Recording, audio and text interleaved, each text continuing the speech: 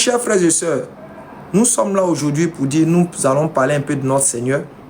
Et au-delà de parler de notre Seigneur, vous devez savoir pourquoi nous les musulmans, quand nous parlons des autres foi. Parce que le Coran qui est là ne s'est jamais limité que aux musulmans. Le Coran qui est là n'a jamais parlé uniquement que des musulmans. Le Coran, après avoir parlé des polythéistes, le Coran, après avoir parlé des juifs, des chrétiens, et le Coran vient rappeler le musulman sur son devoir sacré. C'est ainsi que le Coran est présenté comme un livre. Quand tu le lis dans son ensemble, il s'adresse à l'humanité. Quand tu lis le Coran dans son essence, tu sens qu'il s'adresse à l'humanité. Mais il s'adresse à l'humanité sur tous les aspects qui régissent l'humanité. Tant que le monde sera le monde, il aura ce qu'on appelle la guerre. Donc le Coran s'adresse aux humains dans une situation de guerre. Tant que l'humanité sera l'humanité, il aura ce qu'on appelle la famille. Le Coran s'adresse à la famille. Tant que l'humanité sera l'humanité, on va toujours se frapper avec affaire d'héritage. Et vous voyez aujourd'hui combien de familles sont éprouvées, combien de familles souffrent avec les histoires d'héritage. Et comment ça se termine par des choses, par des djalis en ordre et en désordre. Le Coran, quand vous prenez le Coran, vous allez voir que le Coran a parlé de la situation de l'héritage, la bienséance à avoir dedans. Tant que le monde sera le monde, vous allez constater que les gens vont essayer de vouloir détourner les gens de la religion. Le Coran en a évoqué. C'est ce qui fatigue les gens. Quand ils voient le Coran, ils se disent, mais c'est quel livre qui parle ici, après qui vient parler là, c'est quel livre qui parle ici. Non, non, non. Le Coran a touché tous les aspects. Je dis bien la grande majorité des aspects qui régissent la vie de l'homme, qui nous permettra de mener une vie vertueuse sur terre et dans l'au-delà, le Coran en a touché. Et le Coran en a parlé en long et en large. Et le prophète Mohammed sallallahu alayhi wa sallam est venu aussi parler de ça, venu interpeller, venu faire comprendre la réalité aux musulmans.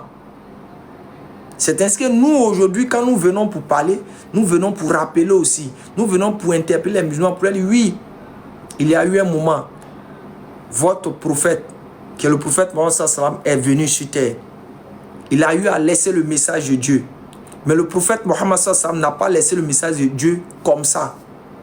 C'est-à-dire 600 ans après, environ 600 ans après le départ de Jésus, le prophète Mohammed sallallahu alayhi wa sallam est apparu dans une contrée qui avait un contexte, qui avait une réalité, qui avait une situation religieuse, qui avait une situation politique, qui avait une situation économique, qui avait une situation, je peux dire, sécuritaire.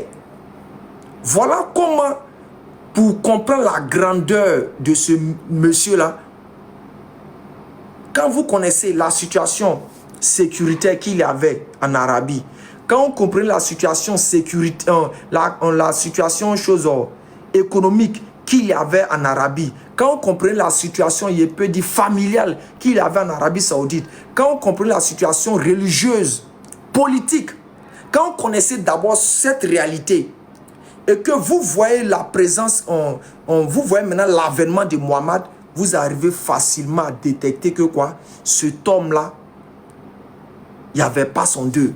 Cet homme-là, il était un chef. Parce qu'aujourd'hui, les gens ont l'impression de faire croire que avant Mohammed, il n'y avait pas de guerre en Arabie.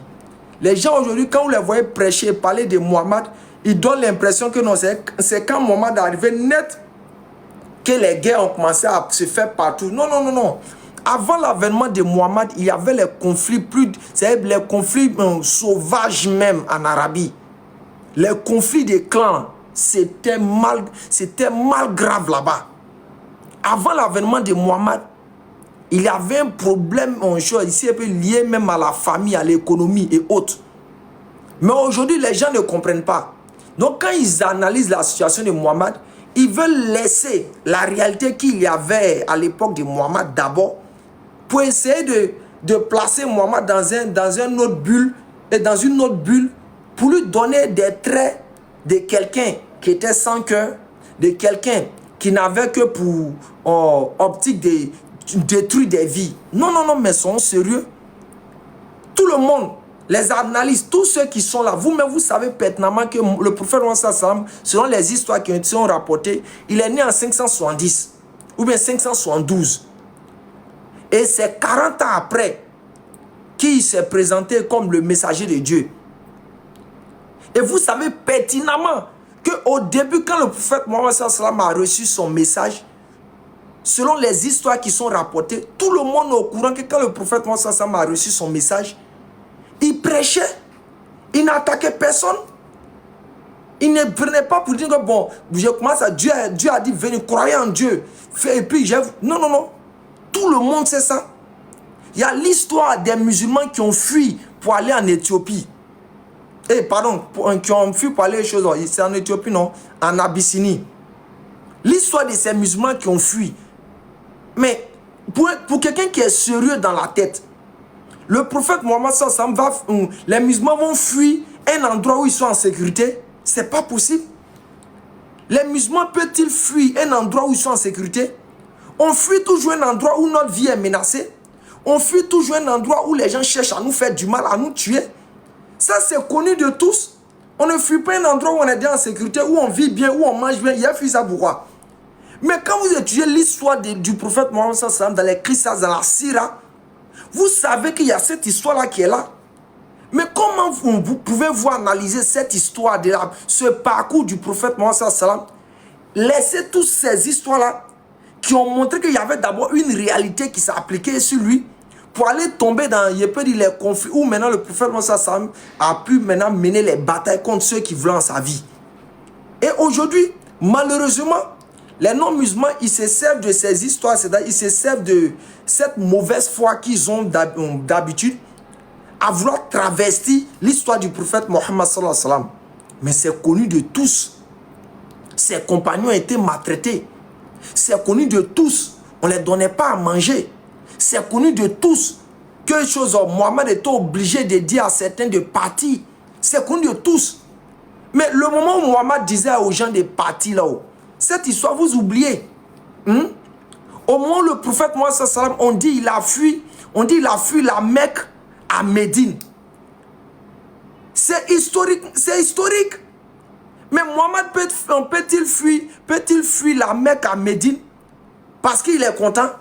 Ou bien parce qu'il va aller manger des bonbons ailleurs? Non. L'histoire même sait pertinemment que Mohammed a fui la Mecque parce que sa vie était en danger. Mohammed a fui la Mecque, parce que les gens voulaient faire du mal et il est obligé de s'exiler pour aller dans un endroit où les gens vont l'accueillir. Les gens vont donner l'accueil. Mais c'est connu de tous en famille. Maintenant, pourquoi aujourd'hui faire la mauvaise foi, donnant l'impression... Hey, petit. Allô? Ouais, je suis en live, élément. Wa alaykoum salam. Ouais. Oui, je suis en live, Tomorrow. Oui.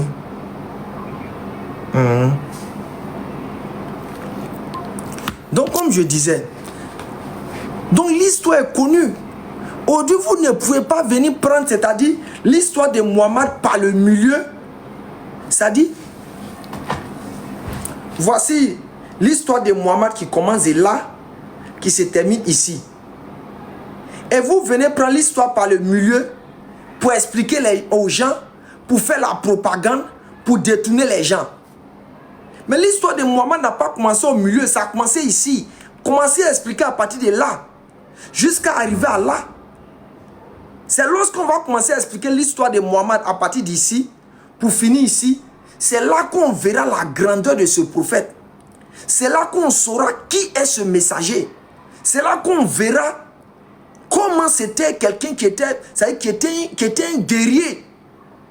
Mais tant que les gens vont se lever et prendre l'histoire par le milieu, laisser le début, ils vont toujours faire de mauvaises interprétations.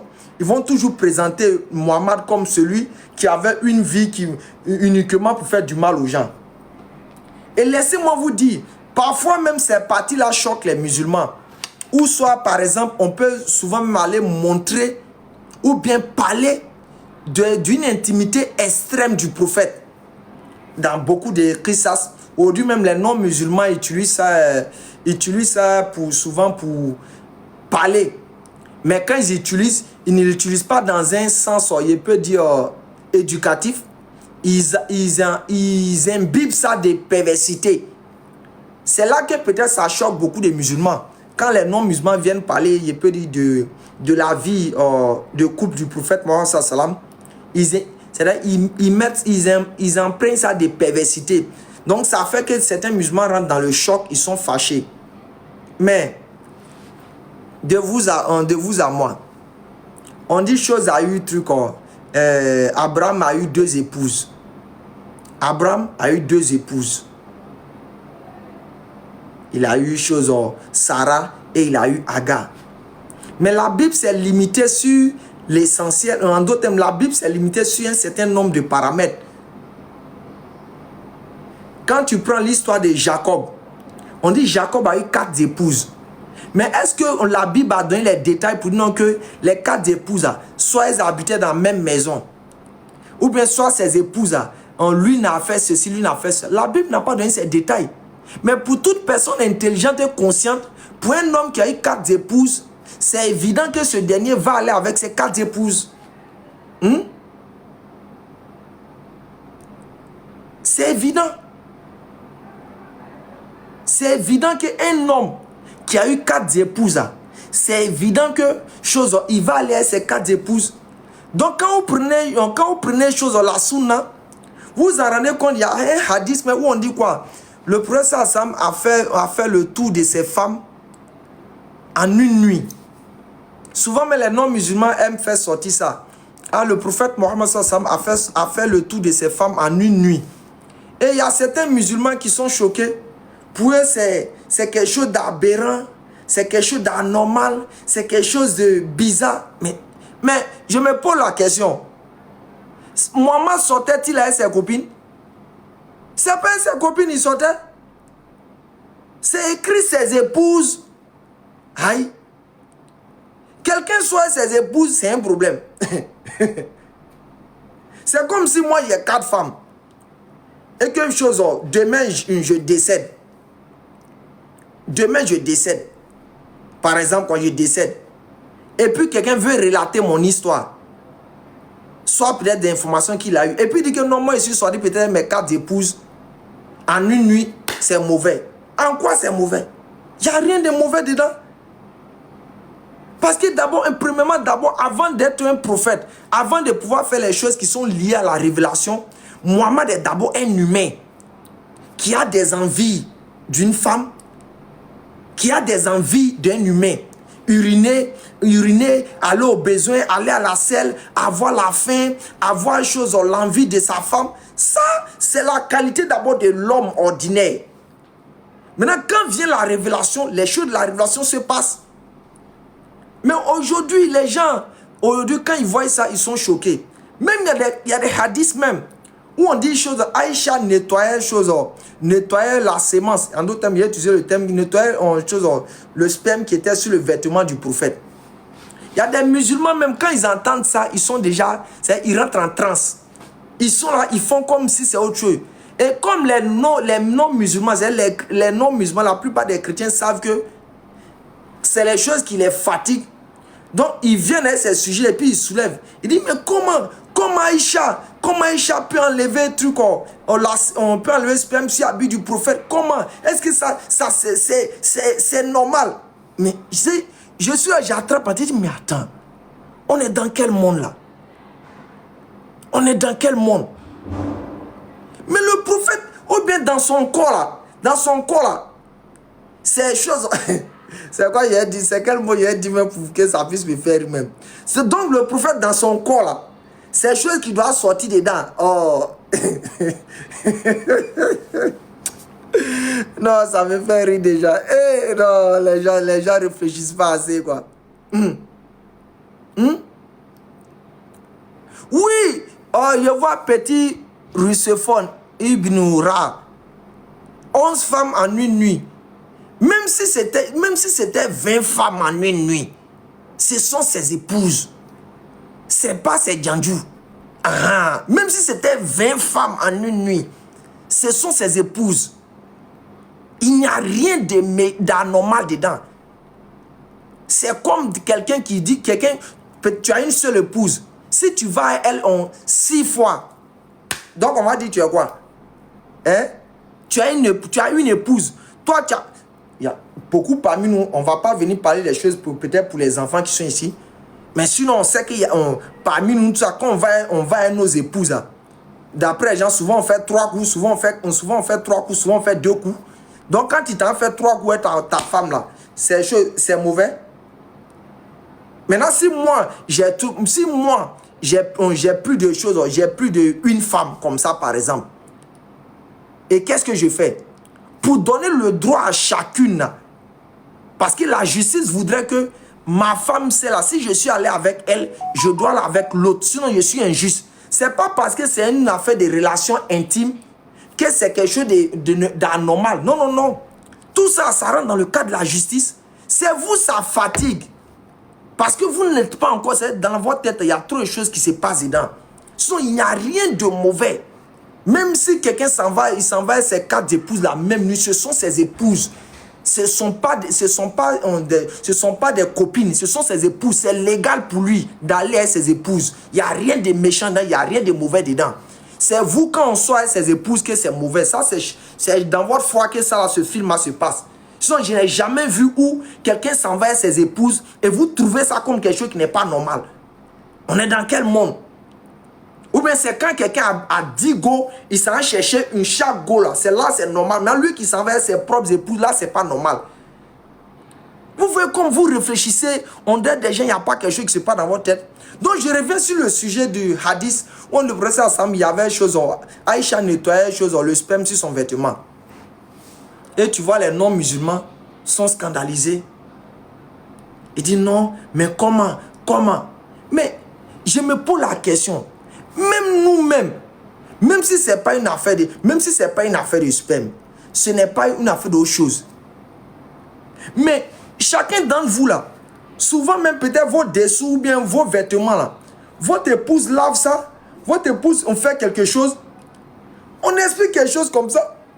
Il y en a qui viennent dire non, c'est pas normal que non, Aïcha nettoie ça, non, c'est rentré et sorti ici. Mais je me pose la question, qu'est-ce qui coule dans le corps de Mohammed? C'est le sang qui coule dans son corps?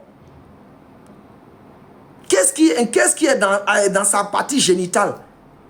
C'est ce qui est dans ta partie génitale qui est dans ma partie génitale qui est dans lui? C'est pas autre chose. Maintenant, pourquoi tu veux que ça soit le contraire de ce qui est là-bas? Mais on se pose des questions. Si les non-musulmans là, si ce n'est pas parce qu'ils sont déjà préparés à ne rien accepter de l'islam qu'ils font ça. Vous êtes sûr que si la Bible avait donné les détails, dites-moi aujourd'hui dans quelle société au monde, dans quelle société au monde où un homme, c'est-à-dire qui peut être accepté depuis d'aujourd'hui, où un homme, il prend la grande soeur, il prend la petite soeur, et il prend les servantes entre nous. Honnêtement, dites-moi. Toi, tu as ta femme. C'est toi, tu prends la bonne de ta femme. Ta femme va voir ça comment? Dites-moi. Ta femme, elle verra ça comment? Mais vous, les chrétiens, vous prenez pour créer polémique. Parce que c'est vous qui créez beaucoup de polémique et ça. Vous qui créez beaucoup de polémique et ça. Les 4 femmes là. Quand on vous donne un peu de détails sur ces 4 femmes, on vous dit quoi? On dit Jacob a pris la grande soeur, il a pris la petite,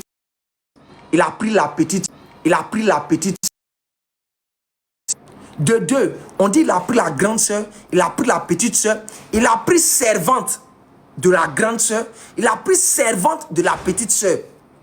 Mais je me pose la question, c'est pas dans ce groupe de famille là que Jésus est sorti? Hein? On vous pose la question. C'est pas dans ce groupe. Si vous voulez monter, puis on a dit le contraire. Hein? C'est pas dans ce groupe de famille là. Jacob qui a pris grande soeur, qui a pris petite soeur, qui a pris servante de grande soeur, qui a pris servante de petite soeur, bon là-haut. C'est pas dans ce bon-là que Jésus est sorti. C'est pas de cette descendance-là que Jésus est issu. Selon vous, soyons sérieux vers la fin. Élevons le niveau du débat. Élevons le niveau de l'église. Mais malheureusement, pas dans vous. Non, non, non. Abraham Oté, je vais t'expliquer ça. Quand tu dis le prophète Mohammed, ça m'a pris la femme de son fils adoptif. Non, non, non. Tu es assez intelligent. Tu as un très grand nom. Tu as un très, très grand nom. Mais il faut réfléchir assez.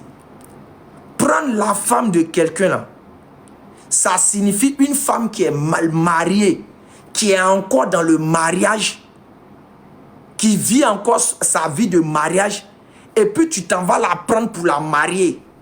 C'est ça ce qui signifie prendre la femme de quelqu'un. Mais sinon, quand une femme est divorcée, si quelqu'un s'en la marier là, ce n'est pas prendre femme de quelqu'un. Je me demande si souvent vous fumez quelque chose avant de dire des mots. Si c'est au tribunal, et puis on devait te juger là, tu iras en prison. Parce que ta parole, excuse-moi du terme, ta parole est bête. Tu iras en prison. Prendre la femme de quelqu'un, je dis clairement, c'est lorsque la personne est légalement mariée avec elle, ils sont ensemble, ils vivent ensemble comme il se doit, et puis tu la maries là, tu t'en la prendre pour aller quelque part là. C'est là que tu as pris la femme de quelqu'un. Sinon, une femme qui est divorcée là,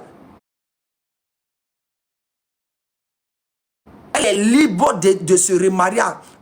Elle est libre de se marier à qui elle veut. Et quand elle se marie, ce n'est plus affaire de prendre femme de quelqu'un. Je ne sais pas comment ça se passe dans votre tête. Vous lisez une histoire. Sourate 33, le verset, je crois bien 32 par là. 31, 32. Vous lisez une histoire.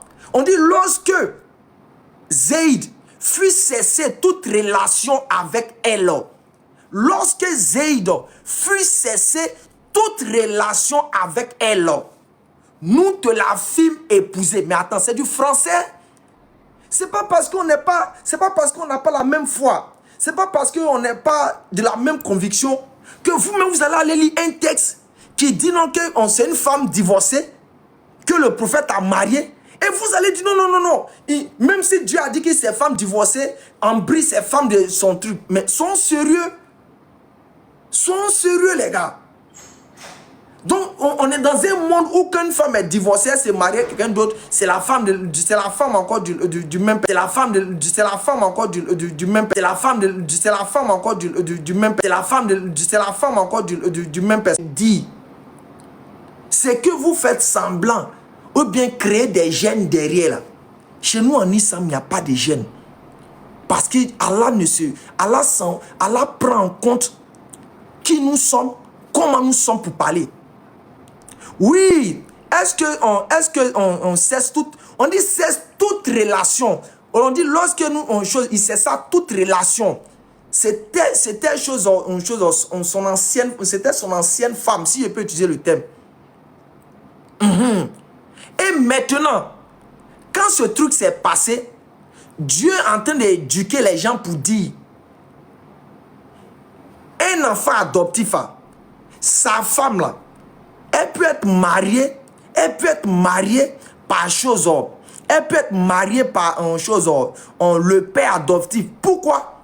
Parce qu'il n'y a aucun lien de sang qui les lie pour dire non que ce mariage est impossible. Non, non, non, il n'y a aucun lien de sang. Ce n'est pas son vrai enfant. Ça n'a aucun rapport. Donc il est libre de la marier, il n'y a aucun mal dedans. C'est vous qui voyez ça anormal. Ah, c'est pas quelqu'un d'autre. Il dit quoi? Tu fais semblant. Pourquoi répondre? Toi, tu peux faire ça. Aïe. Déjà même un truc en islam, c'est interdit. L'adoption en islam, c'est interdit. Si j'ai mon fils adoptif, que ce dernier n'est plus marié avec cette dernière, il n'y a aucun péché devant Dieu de la marier. Où est le mal? Et je vais expliquer une histoire qu'on m'avait expliquée dans le passé. C'est-à-dire, il y a il y a deux amis. Écoute bien, il y a deux amis. Deux amis. Deux dames qui sont des camarades. Maintenant, il y a l'une d'entre elles là, qui est amoureuse du fils et qui est amoureuse du fils de sa camarade. Je ne sais pas si vous me comprenez. C'est-à-dire, il y a deux dames qui sont camarades. Maintenant, l'autre là, elle est amoureuse du fils de sa camarade. Et le fils de sa camarade aussi aime la camarade de sa maman. Donc, cette dernière a posé le problème. Les gens sont venus pour insulter la dame. Non, toi là, comment tu peux faire ça? Toi là, pourquoi tu fais ça? Comment tu peux chose? Tu peux tu peux aller marier une chose. Tu peux dire que tu aimes chose. Le fils de ta camarade. Est-ce que ça c'est normal? Est-ce que c'est là que tu comprends que les gens sont dans l'émotion.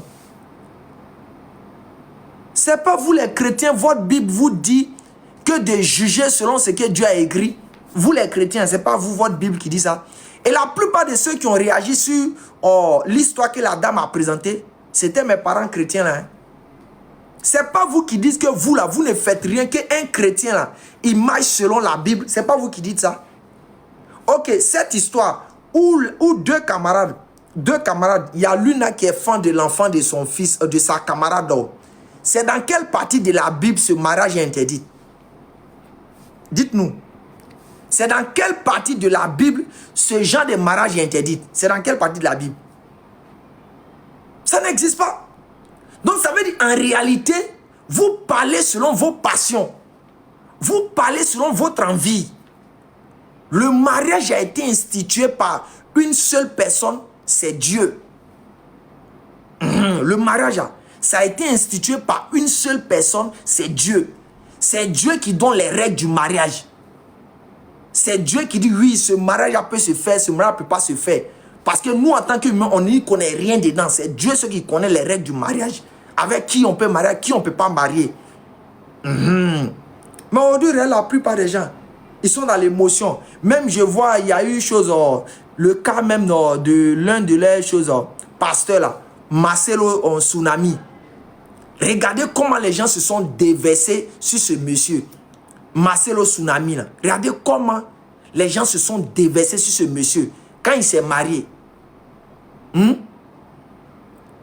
Regardez comment les gens se sont déversés sur ce monsieur quand il s'est marié, Marcelo Tsunami ou bien quoi là. Non, c'est pas normal. Comment il peut aller prendre une celle qui est dans son église? C'est pas normal, c'est pas normal. Tant. Commencez à raconter leur vie. Mais on va vous poser la question. Quand on parle d'adultère là, qui a révélé le verset pour parler d'adultère? C'est pas Dieu. Quand on parle de fornication là, qui a dit que l'acte qu'on fait c'est fornication? Quand on sort avec une femme qui est mariée là, qui a dit que c'est adultère? C'est qui? C'est pas Dieu. Ou bien c'est les hommes qui ont dit que c'est adultère? Donc souvent soyez sérieux, vous les non-musulmans, vous n'êtes pas sérieux quand vous essayez de débattre. Vous n'êtes pas sérieux. Maintenant, quand vous partez lire la Bible, elle priait dans... Oui, elle priait dans son église. Elle priait dans l'église en Tsunami ou bien je ne sais pas quoi là. En tout cas, c'est une histoire quand elle priait dans son église. Mais elle prie dans son église. S'il a marié, où est le mal qui est dedans? Ou bien selon votre Bible, il y a un verset qui dit non que quand on perd sa femme là, on doit attendre 50 ans avant de se marier. C'est écrit dans votre Bible. Des plaisantins comme ça, des gens qui font semblant de lire la Bible. Quand Jésus reprochait aux enfants d'Israël, aux Juifs, il a dit quoi? Les gens honorent Dieu des lèvres, alors qu'ils ont des commandements d'humains. Quand les gens s'acharnaient sur ce monsieur, l'empêchant de dire non qu'il ne doit pas se marier avec cette dame-là, c'est sous quelle inspiration? C'est écrit dans quelle partie de votre Bible que lui, il n'avait pas le droit de se marier à elle? Donc ça montre que vous là, vous parlez avec vos émotions. Vous parlez avec ce qui se passe dans votre tête. Mais vous ne parlez pas selon votre Bible. Sinon un chrétien sérieux, Quand il voit un tel mariage, la première des choses, il doit prendre sa Bible. Il prend sa Bible et puis il dit, bon, dans tel passage de la Bible, Tsunami, c'est que le mariage que tu as fait là, c'est pas bon. Mais tu les vois, ils viennent s'asseoir. Non, c'est pas normal. Est-ce que ça c'est bon? C'est pas normal. C'est pas normal. C'est pas normal. C'est écrit où Dieu t'a dit ça où tu ne peux pas parler. C'est pour ça qu'on dit que vous êtes des comédiens. Vous êtes dans ce qu'on appelle la comédie. Maintenant, il y a un qui vient. Il voit encore, il y a l'autre qui a mis chose. Il a mis quoi? Entre Allah et Jésus qui est fort. Demande à tous tes frères chrétiens. Moi, je ne fais pas ce genre de débat là, entre Allah et Jésus. Peut-être d'autres personnes le font. Ils savent pourquoi ils le font. Et soit peut-être ils visent quelque chose. Mais moi, je ne peux pas être maudit pour faire débat entre Jésus et puis Allah. Tu sais pourquoi? Je te dis pourquoi. Parce que, regarde, je vais vous montrer la vidéo. Tu vas voir, la vidéo, même, je l'ai mis sur ma page. Vous allez voir. Je vais vous montrer la vidéo. Est-ce que la vidéo est la même? Attendez. Je vais vous montrer la vidéo. Tu vas voir quelque chose.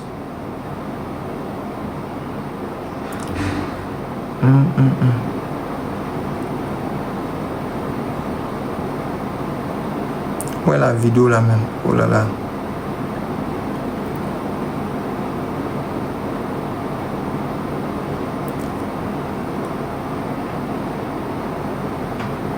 Où est la vidéo là même? Oh là là. Peut-être mon doigt j'ai effacé.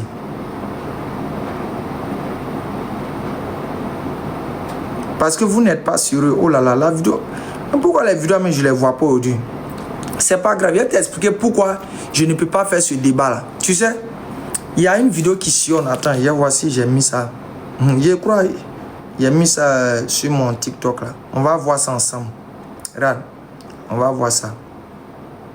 Allez, regarde. L'exemple. L'exemple ou bien quoi? L'exemple ou bien quoi là? Attends, hein, je vais te montrer la vidéo. Tu vas voir.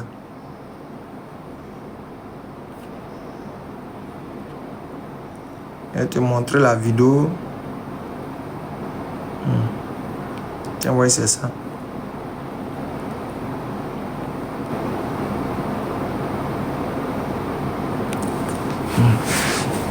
Regarde.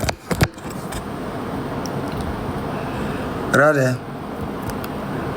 Oh là là, tiens, retenu la caméra. Regarde. L'exemple, il faut regarder ça. Ne goûtera jamais à la mort, quelles que soient les réalités ou les circonstances, celui qui n'a jamais été transporté par Satan. On va mettre une vidéo tout à l'heure. Vous allez écouter, vous allez regarder un peu la vidéo.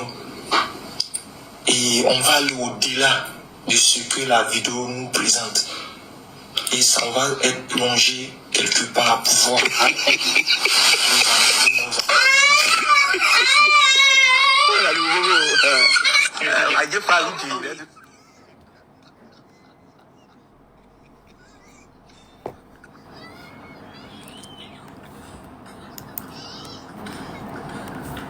L'exemple, tu vois, regarde. Tu vois les enfants là?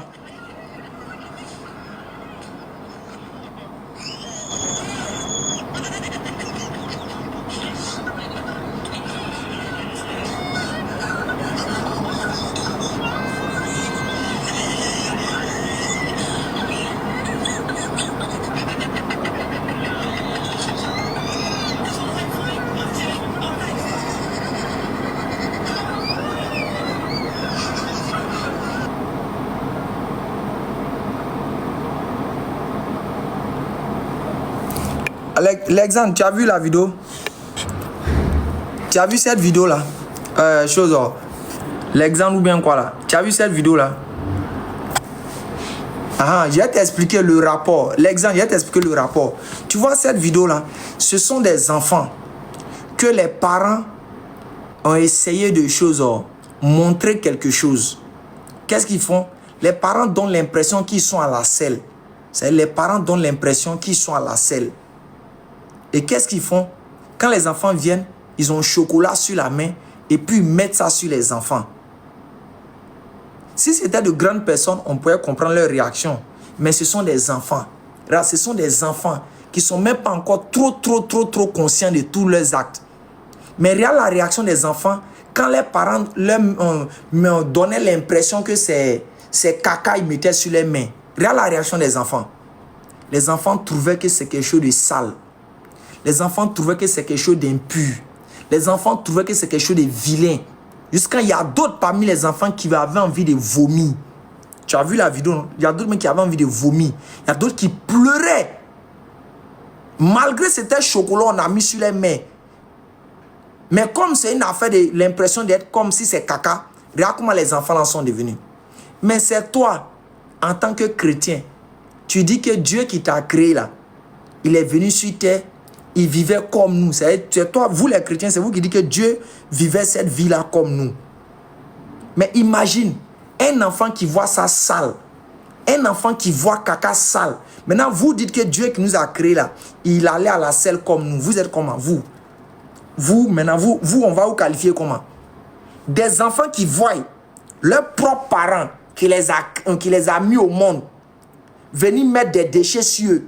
Ils voient ça comme quelque chose de sale, quelque chose de répugnant, quelque chose de vilain. Et Dieu qui est plus que nos parents, vous dites que ce Dieu-là, il est venu sur terre et puis il chiait. Donc, Jésus était prêt à s'humilier jusqu'à aller à la selle. Oui, c'est Jésus qui peut faire ça, c'est pas Dieu. Tu sais, mes parents chrétiens, ne mélangez pas les choses. C'est Jésus qui peut faire ça, c'est pas Dieu qui peut faire. Jésus, lui, il peut faire ça. Votre Jésus, là, lui, il peut faire ça. Mais Dieu, là, lui, il fait pas ça. Si quelqu'un s'est humilié, là, c'est Jésus, c'est pas Dieu. Parce que vous donnez l'impression que c'est Dieu qui s'est humilié. C'est pas Dieu qui s'est humilié. C'est Jésus qui s'est humilié. C'est lui qui a fait ça. Mais Dieu, là, lui, n'a pas encore fait ça. Parce que lui, il ne fait pas partie de ça. C'est réservé au Jésus, aux autres, là. C'est leur groupe, là. Sinon, Dieu, lui, il ne fait pas partie de ça. Même quand vous prenez votre fameux passage des Philippiens pour justifier votre bêtise, là. Votre passage des Philippiens que vous prenez pour justifier votre bêtise, là. C'est Jésus qui a fait ça. C'est pas Dieu. C'est lui qui allait se dire, soi-disant, selon votre gars là, Paul là, qui allait dire non quelque chose. Selon votre gars là, c'est lui qui allait faire ça. Selon votre gars Paul là, c'est Jésus qui allait nous faire, il a point arraché d'être égal, il s'est fait serviteur. Ça c'est Jésus qui a fait ça. Dieu n'a pas fait ça quelque part. Dieu n'a pas fait nulle part, dans aucun des prophètes que Dieu a envoyé là. Dieu allait se faire serviteur ou bien Dieu a voulu se faire serviteur pour. Ça n'existe pas. Ça, c'est. Si vous voulez parler, dites que Jésus a fait ça. Mais ne dites pas que Dieu a fait ça. Parce que aujourd'hui, vous donnez l'impression que tous ces actes qu'on fait ressortir, vous donnez l'impression que c'est Dieu qui a fait ça pour pouvoir, soi-disant, aimer les gens. Non, non, non, non. C'est Jésus qui a fait ça. Regardez, c'est lui là-bas. Mais Dieu l'a enlevé le dedans. S'il y a quelqu'un qui s'est humilié pour les gens, c'est Jésus, c'est pas Dieu. Dieu s'humilie pour personne. Dieu ne va jamais s'humilier pour quelqu'un. Il faut être un zinzin pour dire ça sur Dieu. Sinon, si Dieu devait s'humilier pour quelqu'un là, c'était depuis l'Ancien Testament. C'était depuis l'Ancien Testament que Dieu devait s'humilier. Où il là-bas, il a parlé à plus de combien de prophètes là. C'est là-bas il devait s'humilier.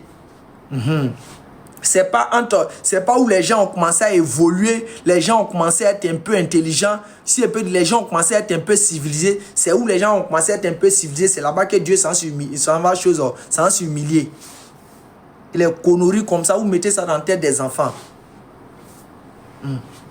Oui, ça, ce mensonge, je le répète encore, Olivier Mayolas, il a te dit ça encore. Parce que c'est ce que les pasteurs MENA et leur groupe là, vos groupes, même je vois, ils ont pris ma vidéo, ils ont pris une de mes vidéos. Je vais faire une vidéo dessus même.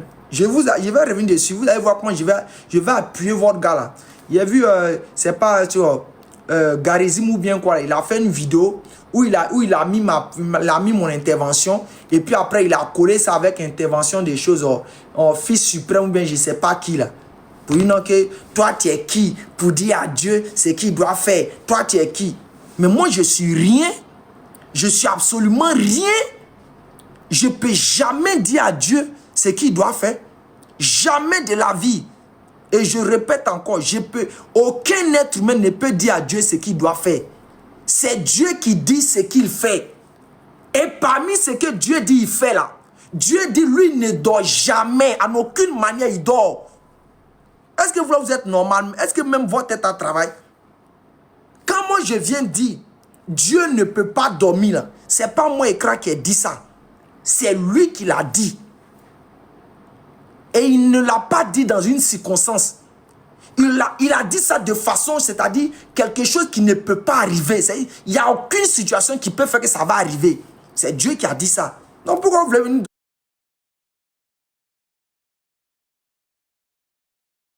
Dieu lui-même, si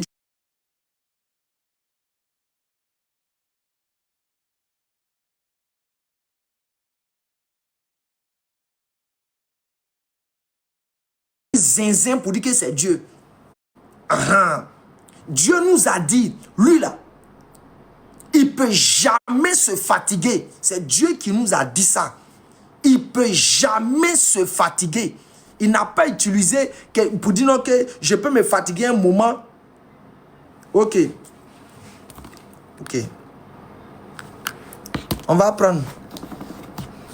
Attendez, le frère. Prenez Somme 121.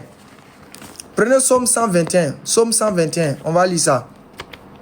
Là, le gars là, il a l'impression que il jouait sa vie.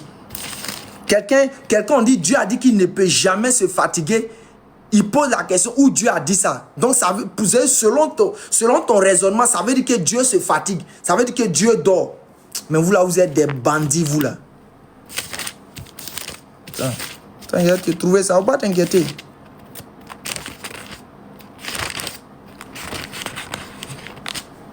Il faut être un bandit pour dire ça de Dieu. Si un homme normal ne peut pas s'asseoir, venir dire que Dieu à un moment donné peut se fatiguer, peut dormir. Il faut être un bandit pour dire ça.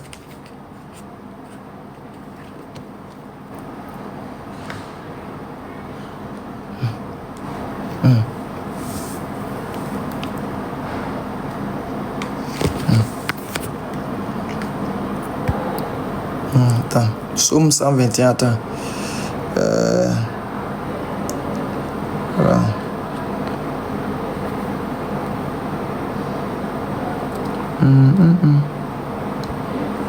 Attends, publicité là va passer. On va remettre ça. Comme un homme peut s'asseoir, il va poser la question où Dieu a dit que lui ne peut pas se fatiguer. Où Dieu a dit qu'il ne peut jamais.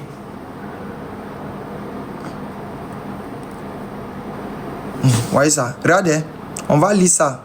Vous faites qu'on est comme si vous n'êtes pas allé à l'école. Regarde. Regardez. Il ne permettra point que ton pied chancelle. Celui qui te garde ne sommeille point. C'était quel nom là, mais ce type-là? C'était quel nom?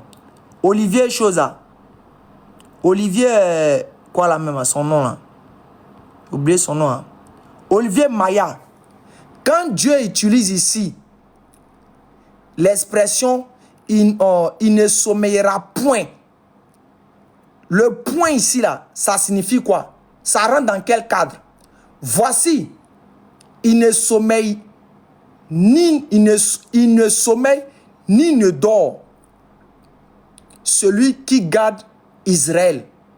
Je veux savoir, quand Dieu utilise l'expression point ici, ça rentre dans quel cadre? Il faut être des bandits pour venir dire que Dieu peut dormir à un moment donné. Tu ne sais pas que ça là, en français là, on appelle ça la négation absolue. Ça là. Quand tu vois une phrase comme ça là, c'est la négation absolue. La négation absolue signifie ça peut jamais arriver. Ça peut jamais arriver. C'est pour ça que Dieu a utilisé celui qui te garde ne sommeillera point. Quand on dit Dieu n'est point un homme, ça rentre dans le cadre de ce qu'on appelle, ça rentre dans le cadre de ce qui est quoi? Infini, immuable, qui ne peut jamais arriver. C'est ça, vous ne savez pas. Donc nous les musulmans, là, quand Dieu a donné cette information-là, on ne peut pas se permettre de venir encore dire un individu qui va dormir, on va venir le voir comme Dieu. Quand même. Ou bien, quand Dieu parle à Dieu, quand Dieu parle, il est saoulé ou bien. Et puis on va venir dire, Dieu va nous dire que lui, il ne peut jamais dormir.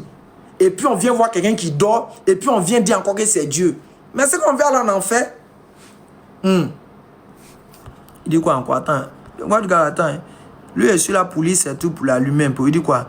Dieu n'est point un homme et ne peut pas ne peut se faire homme.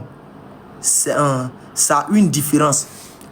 Il n'y a pas de différence, monsieur. Il va t'expliquer. Quand Dieu utilise cette expression-là, ça veut dire, écoute-moi, quand Dieu utilise cette expression, ça implique ce que tu es en train de dire là. Genre devenir un homme là. Ça implique ça. Quand on dit Dieu est capable, quand on dit Dieu est capable, quand on dit Dieu est capable, Dieu est capable, Dieu est capable. Cette expression de Dieu est capable là, ça ne rentre pas dans une logique de truc de Dieu qui va devenir chose, qui va devenir faible. Non.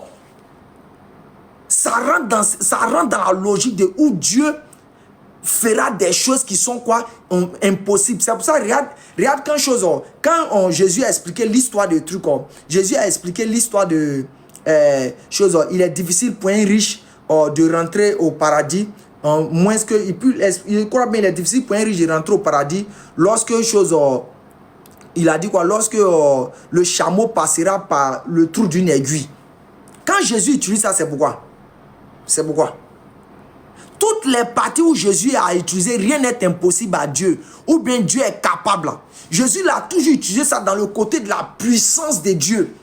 Dans le côté de l'infinie puissance de Dieu. Jésus ne l'a jamais utilisé dans le côté où Dieu prend pour se rabaisser. Ça n'existe pas. Ça, c'est vous, on vous explique à l'église. Dieu est capable. Dieu est capable. Ça ne rentre pas dans ce truc, cette bêtise. Sinon, quand soi-disant Dieu, la capacité de Dieu à soi venir faire ses besoins, est-ce qu'un homme même normal peut dire ça? Moi là, quelle est une chose, quand je vais à la selle, c'est pourquoi? C'est pour résoudre quoi? Hein? Quand je vais à la selle, quand moi écrase, je vais à la selle, c'est pour résoudre quoi?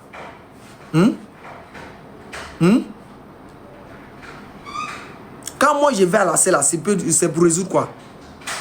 Bandit comme ça là. C'est là-bas où vous pouvez dire ça. Sinon là, si c'est dans la Bible là, tu ne peux pas raconter ces bêtises. Il a dit toujours, s'il y a quelqu'un qui se transforme, il y a quelqu'un qui, un matin, il est moitié Dieu, il est moitié homme là.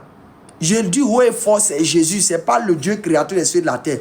Si quelqu'un arrive à devenir moitié Dieu, moitié homme là, ça c'est Jésus. C'est lui qui devient comme ça. C'est pas le Dieu créateur. Le Dieu créateur là, il est immuable. Parce que vous ne connaissez pas le sens. Il y a trouvé encore un autre passage encore pour aider ces bandits là.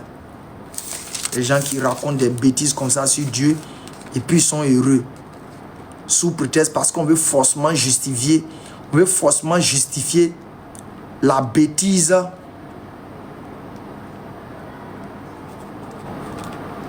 On veut forcément justifier la bêtise qu'on prêche. Donc on oublie de raconter des choses comme ça sur Dieu. Faut monter ici.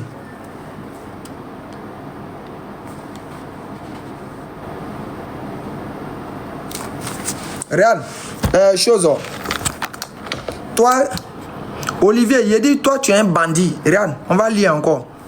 Nous on lit, ça ne peut pas arranger votre doctrine. Regardez, famille, tout le monde regardez. Hein. Regardez, on va lire. J'espère que tout le monde voit. Hein. Regardez, regardez, ça c'est Jacques qui parle. Jacques 1, à partir du verset 16. Écoutez bien, regardez. Mes frères, et mes sœurs, très aimés, ne vous trompez pas. Tout ce qui nous arrive de bon, tous les plus beaux cadeaux viennent d'en haut. Ils viennent de Dieu. Ils viennent de Dieu, le Créateur du soleil et des étoiles. Regardez la suite. Hein. Chez lui, quand on dit chez lui, regarde, chez lui, il n'y a pas de changement. Chez lui, il n'y a pas de changement. Pas de mouvement. Pas d'ombre.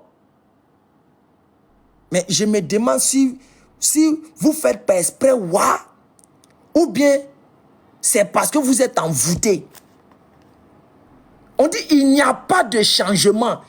Tu ne sais pas que quand soi-disant Dieu va devenir humain, comme vous le dites là, il a changé d'état. Tu ne sais pas qu'il a changé. Un bandit comme ça là. Il faut être un envoûté pour choses, pour voir de tels versets et puis refuser d'admettre.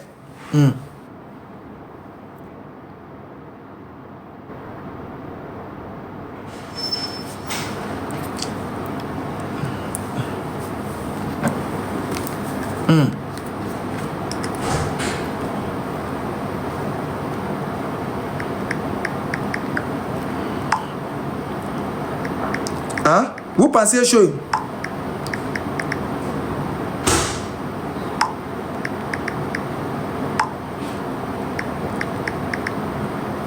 Il faut être un bandit.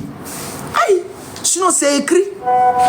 Vous êtes là, vous pensez que nous on est là, on fait ça par exprès. Comment nous, on peut voir de tels versets? Regardez encore. Oui, il dit quoi? Olivier Moyal. Il dit quoi? Djibril qui s'est fait homme pour parler à Myriam. Il était plus ange, répond. Il n'y a pas un verset qui est écrit là-bas qui n'était plus ange. Il n'y a pas un verset qui est écrit là-bas qui n'était plus... C'est pas écrit. Donc, je ne peux pas inventer quelque chose qui n'est pas écrit. S'il était toujours ange, il était toujours homme ou bien quoi. Moi, ça, je ne sais pas. Il n'y a aucun verset. C'est où ce n'est pas écrit là. On n'ajoute pas. Ça ne sera que des spéculations. Maintenant, les créatures là, eux, ça fait partie de leur nature. De quitter d'un état de créature à autre créature. Ça, c'est les créatures. Ça, c'est destiné à eux. Mais Dieu, là, lui, il est lumiable. C'est ce qui fait de lui Dieu. L'être invariable. Que ce soit dans sa nature, dans son essence, dans ses décisions, dans son pouvoir. C'est ça qui fait Dieu. L'être immuable, l'être invariable. Mais vous ne connaissez pas ça. Parce que vous avez une doctrine qui doit forcément rabaisser Dieu. Donc vous, quand ces gens de critères de Dieu arrivent là, ça fatigue votre âme. Votre âme est troublée. Quand vous entendez ces gens de choses, de trucs, de caractères ou bien de critères sur Dieu comme ça vous fatigue. Quand vous entendez que Dieu est l'être immuable, ça vous énerve. Parce que pour vous, Dieu doit être un être qui change comme un caméléon. Quand vous voyez les parties où Dieu est l'être invariable, ça vous fatigue parce que vous voulez qu'il y ait un Dieu qui est capable et incapable à la fois. Donc, ce n'est pas de votre faute. Ça vous fatigue trop. Mais nous, ça ne nous fatigue pas. Quand on voit ces genres d'expressions sur Dieu, Dieu est celui qui ne peut jamais dormir. Quand on voit... Prêche-les doux. Ouais. Prêche-les doux. Ouais. Tellement que prêche est doux. C'est ça qu'on appelle prêche de Dieu. On ne vient pas prêcher les dieux qui dorment. Quand tu élèves Dieu, tu ne peux qu'avoir des lions. Ah. Quand tu fais la grandeur de Dieu, là, les lions viennent. Mais s'il était en train de dire non que Dieu est petit, Dieu est comme caillou, Dieu est... S'il disait ça, il n'y a rien à voir. Mais regarde là, j'ai envoyé Dieu en haut. Comme on dit, Dieu même a enjaillé. Allah même il a enjaillé. Et puis il dit, bon, mon petit, je suis trop enjaillé. De toute façon, tu m'envoies en haut, là. Il faut que je donne pour toi. C'est tout. On vient élever Dieu. Vous venez pour qu'on le rabaisse. Ça veut dire quoi ça? Et qu'on parle net, non, quelque chose. Vous limitez Dieu. On ne limite pas Dieu. On limite. C'est vrai, si on doit limiter Dieu, là, on le limite selon ce que lui-même l'a dit. C'est tout. Si on limite Dieu, nous les musulmans, si on doit limiter Dieu là, on va limiter Dieu selon ce que lui-même l'a dit. Si Dieu a dit que lui ne peut jamais dormir, on va dire qu'il ne peut jamais dormir. Si on voit quelqu'un venir dormir, il est disqualifié. Point barre. Mais de rire. Il dit quoi? Il revient encore. On t'appuie encore. Vous êtes des bandits comme ça. Vous êtes dans cette religion, non que truc. Vous êtes dans cette religion en train de mentir aux gens. En train de mentir. Mais on est là pour vous attraper. Tant que vous allez mentir, on est là. Parce que tu as déjà vu chrétien faire débat de divinité de Jésus et puis il peut être cohérent jusqu'à la fin. Tu as déjà vu ça? Chrétien ne peut pas faire ça parce que vous racontez toujours des bobas. Mais vous êtes obligé d'accepter ça. Votre gars qui a fait vidéo, je l'attends. Il va le récupérer. Je vais finir. Quand je vais faire un live, il va le récupérer. Lui qui est venu dire quelque chose. Quand Dieu est homme, il peut faire ça là. Oui, on va vérifier quelque chose.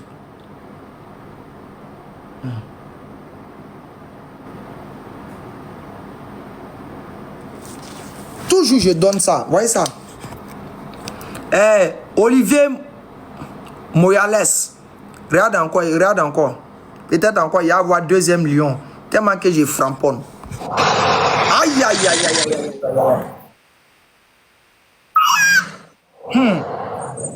Papa. Mais c'est gâté aujourd'hui. Ça là, il est prêt jusqu'à demain. Je prêche jusqu'à demain. Pouah! Il est prêché jusqu'à demain. Non, je peux pas. Mais c'est que j'ai framponné 2 fois. Famille, regardez le framponnage. Regardez le framponnage. Vous allez comprendre quelque chose. Tout le monde, suivez-moi. On va démasquer ces bandits là. Ces gens qui mentent sur Dieu et puis qui mentent sur Jésus là. On va les démasquer. Tiens, voir. Ne soyez pas jaloux, famille. C'est comme ça. Ah, il est prêt jusqu'à matin. Tout le monde avec moi. Siméon remercie Dieu pour Jésus. Famille, regardez, lisez ça. C'est écrit quoi? Attends, il faut qu'un de mes petits... Qui peut monter, mais puis on va faire la symbiose ensemble. Mais il ne faut pas t'inquiéter, ils ne vont pas te donner le lion aussi. Hein. Qui est là? Il n'a qu'à monter. On va faire la symbiose ensemble. Il va lire aussi, pour que l'on puisse comprendre. Parce que ces bandits qui mentent sur Jésus, là, il faut qu'on les démasque. Un titre comme ça, là. Quand toi-même tu vois un titre comme ça, tu peux venir dire que Jésus est Dieu. Toi-même, quand tu vois un titre comme ça dans la Bible, tu vois un titre comme ça dans la Bible, là, un titre de ce genre dans la Bible, là, tu peux venir dire que Jésus est Dieu. Il faut être un bandit. Rapprocher d'Allah aussi les montées.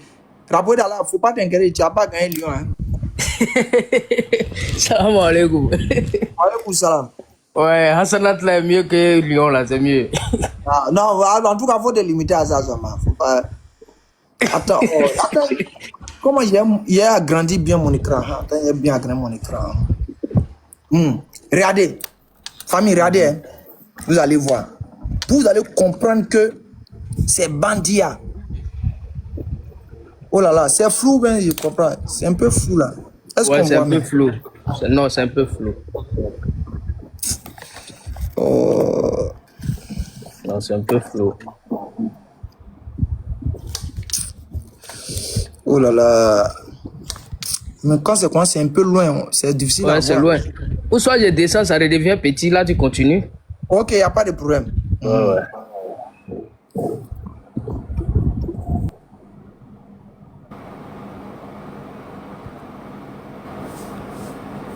Ça peut plus redevenir grand. On dirait que ça peut plus redevenir grand. Hein. Ouais, mais ça peut plus redevenir grand, on dirait. On va lire ça, vous allez voir, on va attraper les bandits là. Ah! Dieu aime quand on démasque les gens. C'est même pas. Comment je peux redevenir moi celui-là? Bon, il ne sait même pas.